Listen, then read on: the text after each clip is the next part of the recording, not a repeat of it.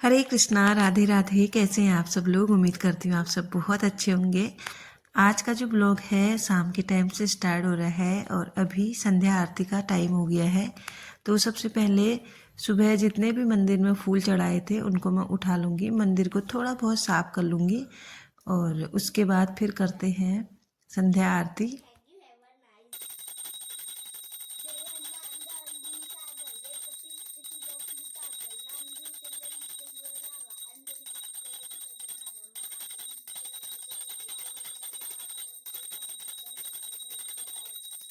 मैंने आज दिन में ना कान्हा जी के लिए एक छोटी सी शॉल बनाई थी, उसी को मैं उनको उड़ा रही हूँ। अभी देख रही हूँ कैसी हो रही है। जब भी ना मैं कोई चीज़ इनके लिए बनाती हूँ ना तो तब ना मुझे बहुत एक्साइटेड हो जाती हूँ कि कब इनको पहनाऊँ करके। तो अभी अभी बनी थी, अभी मैंने उनको पहना भी दी है। थोड़ी सी ना मुझे छोटी लग रही थी, अब क्या कर सकते हैं, आगे को जब बनाऊंगी तब बड़ी साइज में बनाऊंगी। तो अंदर मैंने दिया जला लिया था मंदिर में, अब बारी है बाहर दिया जलाने की। वैसे भी आज एकादशी है, वैसे तो मैं डेली रखती हूँ लेकिन एकादशी को तो रखना ही चाहिए, जो नहीं भी रखता है उनको भी रखना चाहिए। एकादशी को ना डेली में दिया रखना बहुत शुभ माना जाता है। अब चलते हैं छत में, और छत में भी मैं तुलसी जी को दिया जला के आऊंगी वहां पे। जैसे ही सूरज ढलता है ना इतना ठंडा बढ़ जाता है, क्या ही बताऊं। और बाहर तो गजब ही हो रहा था, अभी आप देख सकते हैं अंधेरा भी बहुत हो रहा है। तो अब चलते हैं किचन में। सबसे पहले कान्हा जी के लिए मैं यहाँ पे बना लूँगी दूध और अपने लिए चाय, क्योंकि आज भी मैंने शाम वाली चाय नहीं पी है। मैं चली गई थी किचन गार्डन में, थोड़ी सी ना मुझे गुड़ाई करनी थी उधर, इसीलिए फिर टाइम लग गया था, इसीलिए मैंने चाय नहीं बनाई फिर। और आजकल ना लाइट बहुत ज़्यादा जा रही है, पता नहीं क्यों। जैसे ही मैं किचन में घुसी वैसे ही फिर से लाइट चली गई है।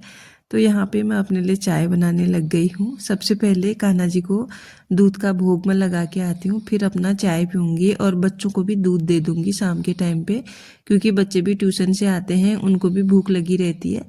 तो फटाफट से यहाँ पे चाय वगैरह पी ली है। और ये है दही, तो इसका ना मैं मट्ठा बनाने वाली हूँ मिक्सी में ग्राइंड करके, क्योंकि ये ना खाने में अच्छी नहीं हो रही है, ठंडा हो रहा है और दही खाने का आजकल मन ही नहीं हो रहा है। तो ऐसी दही को ना अगर सब्जी में डालते हैं ना तो खाने में अच्छी नहीं रहती, इसीलिए ना मैंने उसको थोड़ा सा फेंट लिया है। और आज बनने वाले हैं मट्ठे के आलू। तो यहाँ पे आलू भी मैंने बॉईल कर लिए हैं, थोड़े से बच्चों के लिए बनाऊंगी मैं मट्ठे वाले आलू और बाकी अपने लिए थोड़े गुटके निकालूंगी, क्योंकि मेरा व्रत है, मैं रोटी वगैरह नहीं खाऊंगी, सिर्फ आलू के गुटके खाऊंगी। तो यहाँ पे धनिया भी निकाल के लाई थी मैं आज किचन गार्डन से, बहुत सारा। अभी तो बहुत पड़ा हुआ है, उसकी बाद में देखेंगे क्या बनाए, चटनी वगैरह कुछ बनेगी तो बना लूँगी। तो यहाँ पे धनिया भी कट कर लिया है और आलू भी रेडी है ही मेरे। और आप ये मिर्च देखेंगे ना, दिखने में इतनी छोटी सी है लेकिन इतनी तेज मिर्च है ना, दो अगर सब्जी में काट दो तो बहुत तेज मिर्च हो जाती है इससे। इसको ना मैं गांव से लाई थी, पता नहीं मम्मी को कहाँ से मिल गया ये वाला बीज, तो मैंने यहाँ भी रखा है। देखते हैं, यहाँ वैसे मिर्च होती नहीं है, गमले में मैं लगाऊंगी बाद में, कोशिश करूंगी। तो यहाँ पे आज ना तेल भी ख़त्म हो रहा था इन बोतलों में, तो इनको भी मैंने फिल कर दिया है। रिफाइंड और सरसों दोनों में रखती हूँ। वैसे जब ना सब्जी में बनाती हूँ तो सरसों के तेल में बनाती हूँ, और पूरी वगैरह कभी पराठे, जैसे सर्दियों में पराठे बनते हैं ना, बच्चों के लिए स्कूल के लिए भेजने होते हैं, तो घी वाले पराठे ना जम से जाते हैं, इसीलिए ना रिफाइंड ऑयल में पराठे बनाओ तो आजकल सही रहते हैं, इसीलिए रिफाइंड भी रखना ही पड़ता है। और ज़्यादातर सब्जी तो इसी में बनती है। कुछ सब्जियां ऐसी होती हैं जो कि सरसों के तेल में ना बनती ही नहीं है, इसीलिए फिर रिफाइंड को थोड़ा यूज में लेना ही पड़ता है। वैसे रिफाइंड इतना अच्छा होता नहीं है हेल्थ के लिए।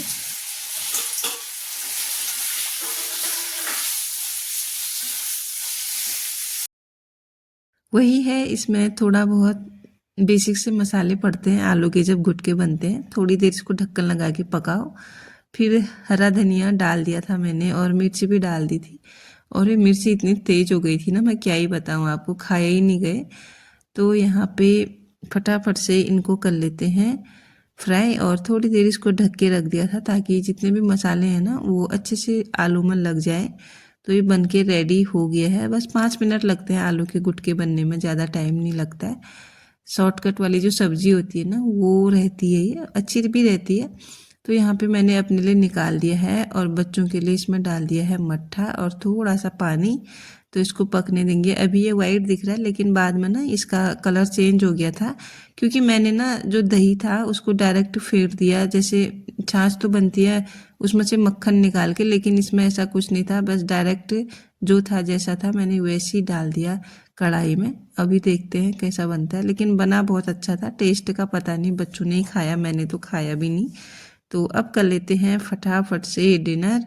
आप देख सकते हैं कितनी अच्छी सब्जी बनी है ना, किस किस का खाने का मन कर रहा है। आलू की सब्जी, वो भी मट्ठे वाली, हरा धनिया, बहुत अच्छा टेस्ट आता है इसका ना। सर्दियों में अगर मट्ठे वाली सब्जी में ना हरा धनिया पड़ा रहता है तो अच्छा टेस्ट आता है।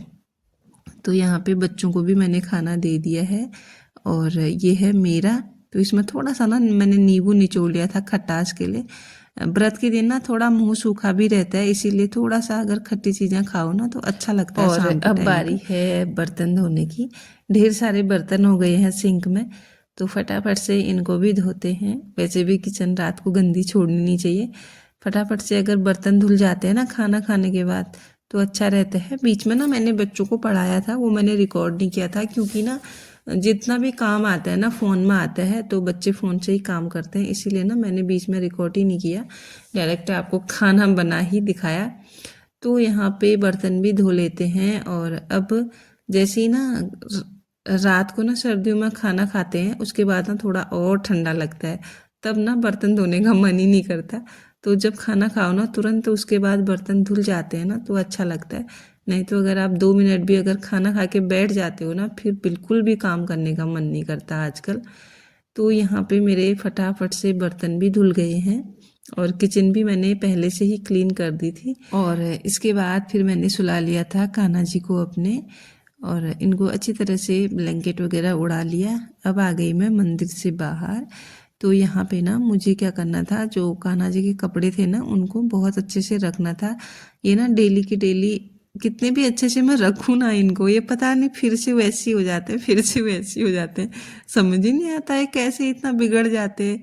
तो मुझे लगा कि अभी मैंने थोड़े कपड़े धोए थे ना सुबह, वो भी सेट करने थे, और मुझे लगा चलो अभी इसको अच्छी तरह से मैं रख देती हूँ, ताकि सुबह को ना जब जल्दबाजी हुई रहती है ना तब इनके फटाफट से कपड़े मुझे मिल जाए। तो जो छोटे वाले कान्हा जी हैं ना उनके तो आधे कपड़े गायब हो चुके हैं, पता नहीं कहाँ गए, मुझे समझ ही नहीं आ रहा। वैसे मैं ना जब धोती हूँ चिमटी भी लगाती हूँ, और नीचे भी बहुत अच्छे से रखती हूँ बॉक्स में, आप देख ही रहे हैं, फिर भी पता नहीं इनके कपड़ों का पता ही नहीं चल रहा किधर गए करके। तो छोटे छोटे हैं ना, पता नहीं इधर उधर चले जाते होंगे, दिखते नहीं होंगे मुझे। और यहाँ पे बहुत अच्छे तरीके से मैंने इसको सेट कर लिया है, ताकि सुबह को ना कोई भी चीज़ खोए ना, जो मैं चाहूँ वो मिल जाए। तो यहाँ पे जितनी भी उनकी ज्वेलरी थी वो भी रख दी है उनके बॉक्स में, और कपड़े भी सेट करके रख दिए हैं। तो ये काम भी हो गया है। अब बारी है अपने कपड़े सेट करने की। तो कुछ यहाँ पे मैंने फोल्ड करके रखे हैं दिन में, कुछ अभी बाकी हैं जो मैंने आज धोए थे वो वाले। तो इनको भी अब फटाफट से ना सेट करके अलमारी में लगा देते हैं। और जो मुझे सुबह पहनने हैं कपड़े उनको भी मैं अभी ना निकाल के रख देती हूँ, ताकि सुबह को ना थोड़ा टाइम बचे मेरा। 5 मिनट भी अगर ना हम कपड़े ढूंढने में, डिसाइड करने में लगाते हैं ना कौन सा पहने कौन सा नहीं पहने करके, वो भी बहुत हो जाते हैं सुबह के लिए। तो यहाँ पे मैं कपड़े पहले ही ढूंढ के रख देती हूँ। जितने भी थे मैंने इनको फटाफट से फोल्ड किया, कुछ तो फोल्ड थे उनको अच्छे तरीके से रखा, कुछ स्कूल के भी थे कुछ घर के भी थे, तो अलग अलग करके इनको रखना था। तो बहुत अच्छे तरीके से मैंने इनको भी रख दिया है। मैं ना सबसे ज़रूरी होती है बच्चों की यूनिफॉर्म, तो उसको भी मैंने बहुत अच्छे से अलग से रखती हूँ मैं उनको, ताकि बच्चों को ना सुबह को जब रेडी होते हैं ना खुद ब खुद मिल जाए, परेशान ना होना पड़े। वैसे भी ना मेरे बच्चे खुद ही तैयार हो जाते हैं, बस मैं लास्ट में ना एक बार चेक करती हूँ कि इन्होंने कैसे कपड़े पहने हैं, ठीक से पहने हैं नहीं पहने हैं करके, और सब कुछ ठीक ही मिलता है मुझे। कभी कभार होता है कि कोई चीज़ मिसिंग होती है। तो इसके बाद अब आ गई हूँ मैं इधर। यहाँ पे ना आरुष खेल रहा था, बहुत ज़्यादा उधम मचा दिया था आरुष ने यहाँ पे। और ये देख सकते हैं आप, सब कुछ यहाँ फैला पड़ा है। तो सब कुछ ना मैं समेट के ही सोती हूँ, कोशिश करती हूँ ये जो सिटिंग एरिया है ना इसको मैं समेट के सोऊं। क्योंकि क्या होता है ना, सुबह सुबह अगर हम ना मैसी घर देखते हैं ना तो दिमाग अपने आप ही घूम जाता है कि इतना काम कैसे होगा इस तरीके से। तो अगर ना शाम को थोड़ा बहुत ना हम 5 मिनट भी लास्ट में ना सोते सोते समय घर को देना तो घर बिल्कुल अच्छा खासा हमको सुबह को मिलता है और हमारा भी मूड ना अच्छा रहता है। तो इसीलिए ना मैं थोड़ा सा रात के टाइम पे ना यहाँ पे ठीक ठाक कर देती हूँ। जहाँ भी मुझे कुछ दिखता है ना गिरा पड़ा या फिर सामान कहीं पे बिखरा हुआ, तो कोशिश करती हूँ कि उसको सही से कर दूँ, ताकि सुबह को ना कोई काम का बर्डन ना पड़े। तो अब लास्ट में बारी है ब्रश करने की, और पूर्वी ने भी अभी तक ब्रश नहीं किया है। पूर्वी और मैंने साथ में ब्रश किया। तो आज का जो ब्लॉग है उसको अब यहीं पे मैं क्लोज करती हूँ। कैसा लगा आप लोगों को देख के ज़रूर बताइएगा। मिलती हूँ आपको नेक्स्ट ब्लॉग के साथ, तब तक के लिए bye bye everyone, thanks for watching, Radhe Radhe. और अगर चैनल पे नए हैं तो चैनल को सब्सक्राइब भी ज़रूर से कीजिएगा।